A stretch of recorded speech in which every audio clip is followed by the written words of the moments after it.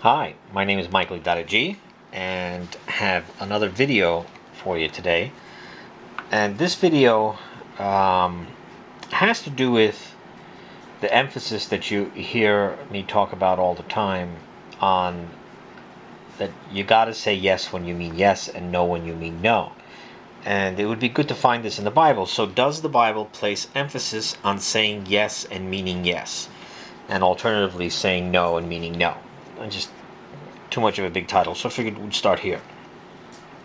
So, interestingly, the first place in the Bible that nay or no is used has to do with Sarah. So, in the Old Testament, Sarah or at the time Sarah and Abraham were in front of God, Jehovah God, and the bottom line is, God just told Sarah and Abraham that, next time he comes back is going to be the time of birth. So, and Abraham and Sarah, which entering the days the way the women hath ceased. So, Genesis 18:10-19, if you want to read it, this is the YLT. I'm always using YLT Bible. So, I return unto thee about the time of life. So, in a sense, God's saying that you're going to have, life, son. And here's where it gets interesting. And Sarah laughed in her heart. Okay, this is in her heart now. This is not coming out of her mouth. Saying, again, in her heart, after I have waxed old, I have had pleasure. And my Lord also old. So she's saying she's old and he's old, and we can't get it together to have a child. It's not going to happen. She's saying this and laughing in her heart, not verbal. And Jehovah God saith unto Abraham. Now look, now he's talking to Abraham. Remember, he's talking to the head. Remember, this is in the heart. This is the torso. Feminine is in the torso, and God is asking Abraham, why is this? Sarah hath laughed, saying, it is true, really, I bear, and I am aged. So again, Jehovah God is addressing Abraham, asking him why Sarah had said what she said. This really falls into the truth of everything, where you hear me say all the time about the head, and the head is masculine, torso feminine, and in this case, God's talking to the head. Is anything too wonderful for Jehovah? At the appointed time. Again, time is an issue. Remember, it had said about space and time. I return unto thee about the time of life, and Sarah hath a son. And here's where it gets interesting. Sarah denieth, saying, I did not laugh, for she hath been afraid. Now remember the fear in the garden? Remember the fear? And he saith, nay. So this is the first time in the Bible someone directly says no. And this is Jehovah God saying no. Nay, but thou didst laugh. Okay? In other words, she said something in her heart, maybe smiling on the outside or whatever, and doesn't believe God. And this was kept on the inside and hidden. And God called her out on it and said, nay, no, but you did laugh. She denied it as well. So she said she didn't, so that means no, when actually she did inside. So she said no when inside was yes. Okay? It's the inversion of saying yes when you say no. It's the same thing, just the other end. She claimed something verbally that was different, that was in her heart. Okay? And God called her out on it. This is also the first place that God says no. Okay? This is a big deal. This is a big deal. Okay. Now let's get to what Jesus said, because that's really interesting. So in Matthew 5:33-37, Jesus starts off, and he heard that it was said to the ancients. Okay, so this is Old Testament, long time ago. Old Testament. Thou shalt not swear falsely. So swearing, we're talking about swearing now, making promises or whatever. But thou shalt pay to the Lord thine oaths. So you owe it to God.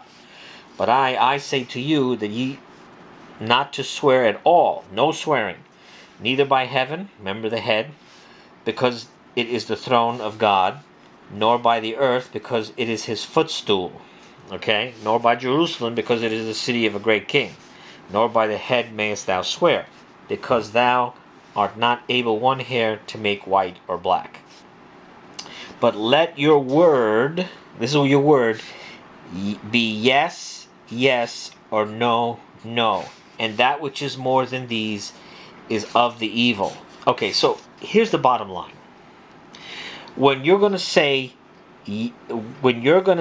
as a person, yes, it better be the same yes that's inside you. When you're going to say no, it better be the no that's inside you. Okay, but let your word be yes, yes. You could say that this is conviction, which is plausible, but you can also say that your inner yes better match your outer yes, or your inner no match your outer no. Now we know this too because we saw it earlier in Sarah. Her inner yes turned out to an outer no. So anything more than these is of the evil. Okay? This is a really big point. Now, we're going to drive it home again. This is in 2 Corinthians 1 through 24. Paul is talking here, 1 through 24. I have the whole thing. I'm not going to read you the whole thing. But I should read you the whole thing. Okay, but we'll start around here. According also that ye did acknowledge us in part, this is verse 14, that your glory we are, even as ye ours in the day of the Lord Jesus. And it is confidence I was proposing to come unto you before, that second favor ye might have, and through you to pass to Macedonia, and again Macedonia to come unto you, and by you to send forward to Judea. This therefore, counseling, okay, counseling, it's a big deal now. This is what Paul's counseling. Did I then use the lightness? Now, lightness is a big deal. Because we said before that the more that you're lying inside yourself, you're creating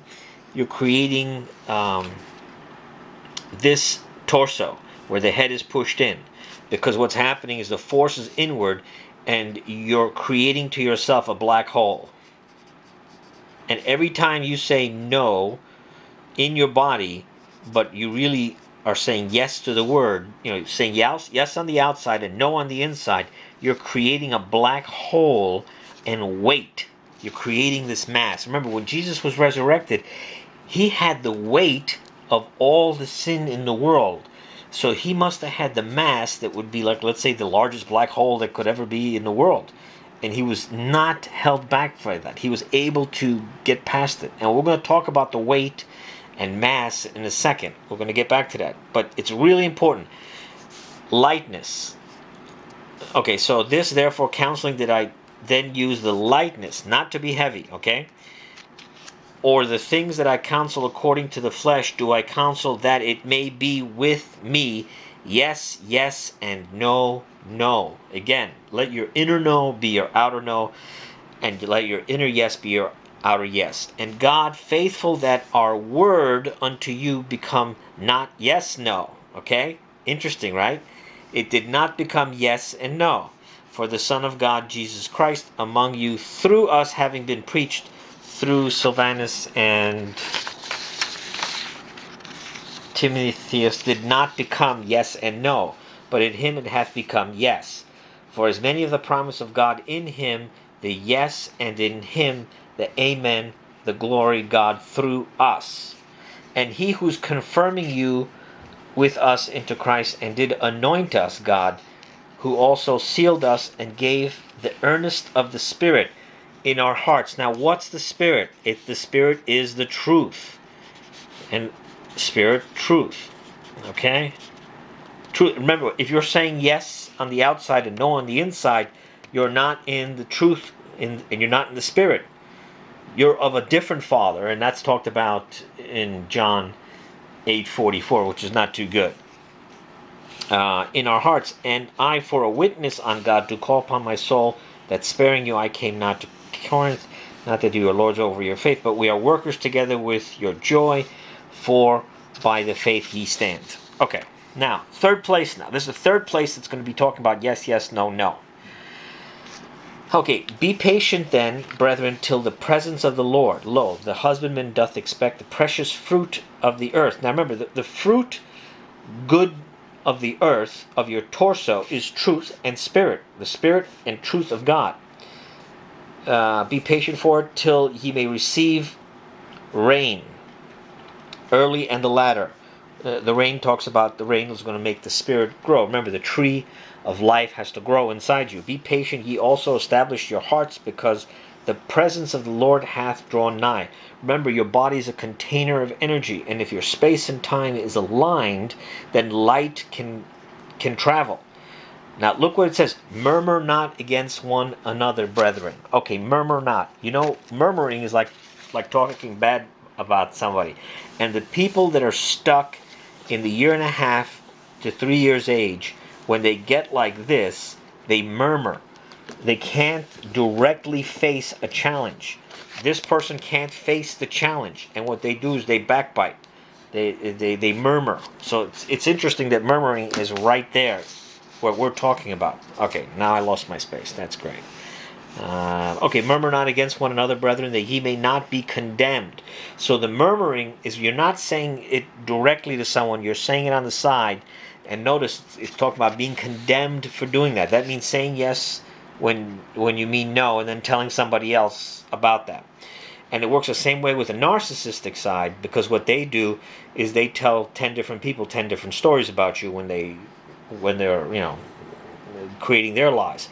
Lo, the judge before the door hath stood. An example take ye of the suffering of evil, my brethren, and of the patience the prophets who did speak in the name of the Lord.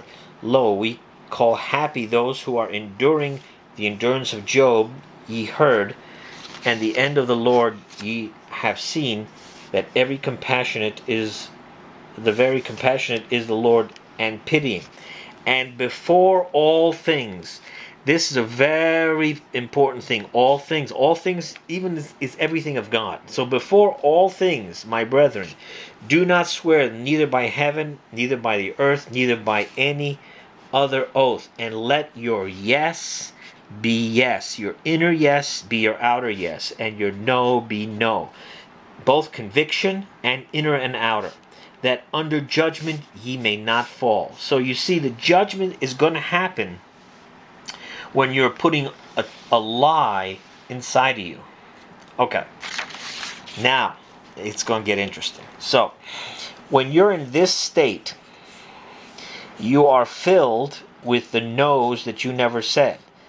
These no's add mass, a heaviness.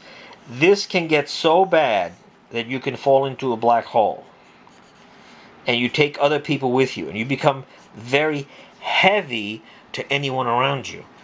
This person is trying to go up to heaven and wants to leave their body because there's pain in the body. So what they do is they do bad behavior because they don't know the truth. Now, this is really interesting. Lies give weight. So what they're doing now is they feed off the lies because you're telling them yes, okay? And by telling them yes and you're feeding them the lie, because they eat lies, their head gets filled with lies, in a sense, they're trying to get into heaven through darkness. Because when they tell you something and you say the no inside, you are taking their weight. You are taking their weight upon yourself. And this is making them think more and more that they're becoming the I. That's why these guys are big on judgment. And they do the judgment based on their false understanding of reality. But at the same time, you're taking their sin upon yourself. And you become very heavy. That's why when we read before about the light, Our burden is light. The yoke upon us is light. Okay, here, Matthew 11:28. Look at this. This is real. Come unto me, all laboring and burdened ones, and I will give you rest. Take up my yoke. So this is like an imprisonment, in a sense, a yoke around your neck, upon you, and learn from me, because I am meek and humble in heart, and ye shall find rest to your souls. For my yoke is easy, and my burden is light. That word is called elafri. It means light as in weight. It's like, but again, isn't that interesting that it's using the same word for light? Light as in, as in light that you could see. So light, weight, and light also is light that you could see. Our burden is light, not heavy, and light that you could see. You can't see if you're in the middle of a black hole. And every time you say yes when you mean no, you are digging into Sheol, or digging into hell.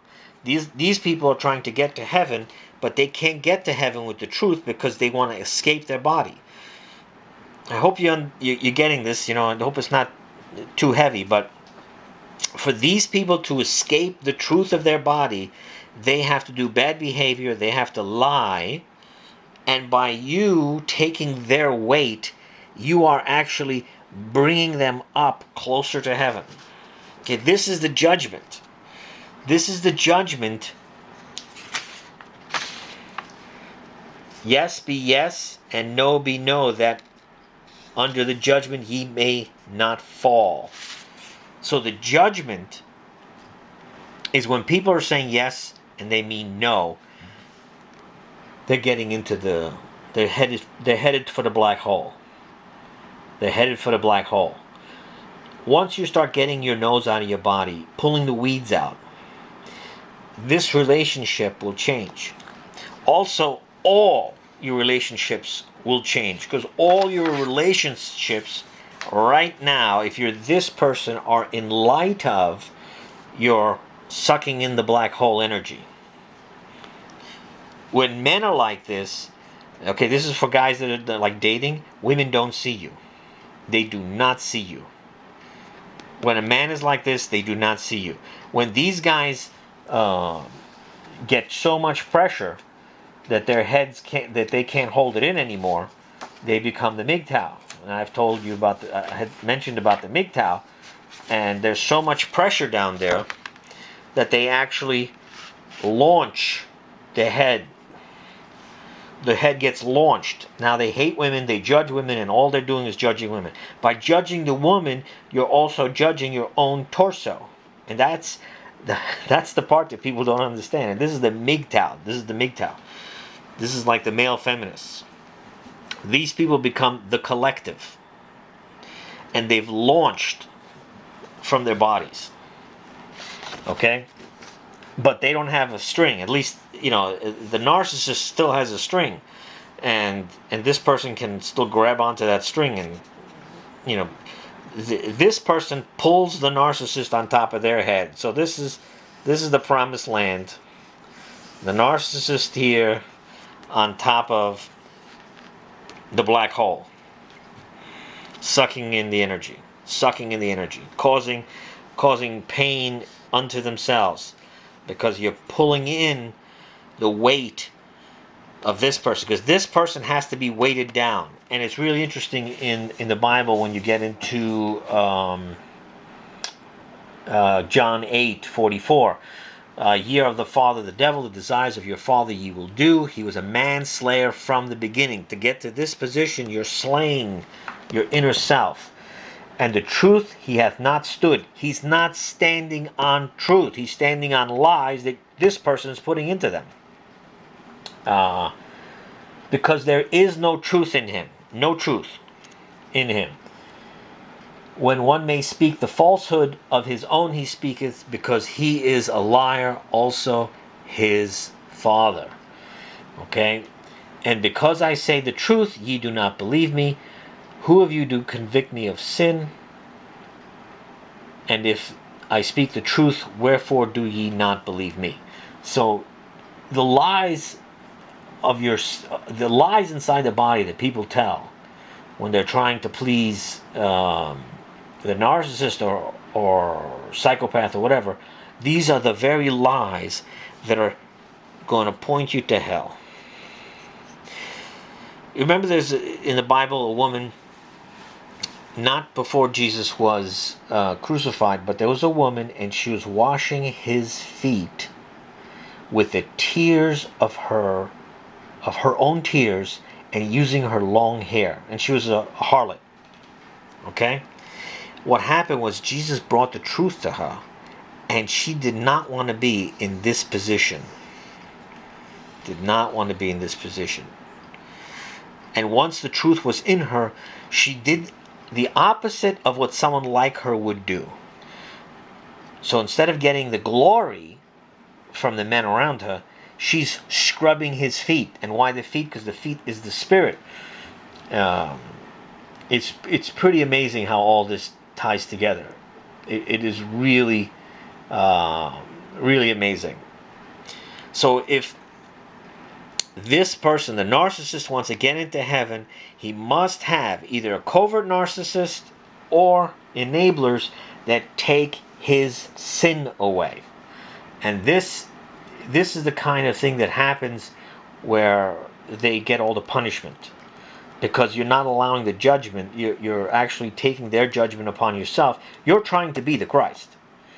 You're trying to be, that's what these people end up trying to be. They're trying to be the martyrs. They're trying to do things for some noble cause, but they don't understand what part of the sin that they're doing. I mean, Jesus said it flat out in Matthew. Let your word be yes, yes, no, no. And that which is more than these is of the evil. It's really tremendous how something so simple as telling the truth and being in truth can literally change everything. It really is. Now, one more thing. In the book Jude, in 1:9, yet Michael, the chief messenger, when with the devil contending, he was disputing about the body of Moses, did not dare bring a evil-speaking judgment, but said, the Lord will rebuke thee. And the Lord rebuke, in this case, the original Greek, is like put a weight. Put a weight. So the Lord is gonna put a weight on this person. Guess who the weight is? You know, these people become the weight as well. God's gonna put a weight to pull this person down. And even though they're pushing this person up, they're still not letting, they're pulling them down. That's why there's so much violence here. Because a narcissist, even though is sucking resources or energy from this person or psychopath, they're still trying to escape. They're trying to escape. And that's the thing. Don't be part of the lie. Let your yes be yes, and let your no be no. The first person in the Bible who did that was Sarah. And in the New Testament, the first no that was spoken by Elizabeth. And Elizabeth, they wanted to name the John the Baptist after Zacharias, his father, and his mother answering said no. This is the first no that someone said from one person to another in the New Testament. But he shall be called John. And they said unto her, there is none among thy kindred who is called by this name. And they were making signs to his father that he would wish him to be called. And having asked for a tablet, he wrote it. Tablet his name, and then all did wonder. And his mouth was opened presently, and his tongue, and he was speaking and praising God. So he's praising God. The first no in the New Testament is Elizabeth saying no to the name that should be named. The second no is John the Baptist, the son of Elizabeth. And John the Baptist said this to the Pharisees when they were questioning him, what then, Elijah, art thou? And he saith, I am not. the prophet art thou? And he said, no. This is the second no. The first no was his mother. The second no is John the Baptist. And this is so interesting. I hope we don't get cut off. We might get cut off soon. They said unto him, who art thou then? He may give an answer to those sending us. What dost thou say concerning thyself? He said, I, a voice of one crying in the wilderness, make straight the way of the Lord, as Isaiah the prophet. What straight is talking? The straight is so that the light can travel. The way. And those sent were of the Pharisees, and they questioned him and saying, why then dost thou baptize if thou art not the Christ? Christ means the anointed, nor Elijah. Elijah is the fire and the spirit, nor the prophet. John answered and said to them, I baptize with water, but in the midst of you hath not stood whom he have not known, this one who is coming after me, who hath been before me. So this is coming after John the Baptist, but really before him is Jesus, of whom I'm not worthy that I made loose a cord of his sandal. These things came to pass in Bethabara beyond the Jordan, where John was baptizing. The bottom line is, there's a big deal with truth and making sure your inner yes is your outer yes, and your inner no is your outer no. You gotta get that truth lined up. And as that lines up, you will pull yourself out of this black hole. Because you create a black hole for yourself, and the only place is down. And as you do that, their bad behavior, they're using the bad behavior to push themselves up. The narcissist will get a covert narcissist too that uses them. So God does put a weight on these people. These narcissists don't get away with it. There's a weight that pulls them down, and they end up losing. In the end, they actually fall on themselves. I hope this video was easy to follow. The verses are included. God bless, and may your yes be yes and your no be no. And as Jesus said, and that which is more than these is of the evil. Matthew 5:33 to 37.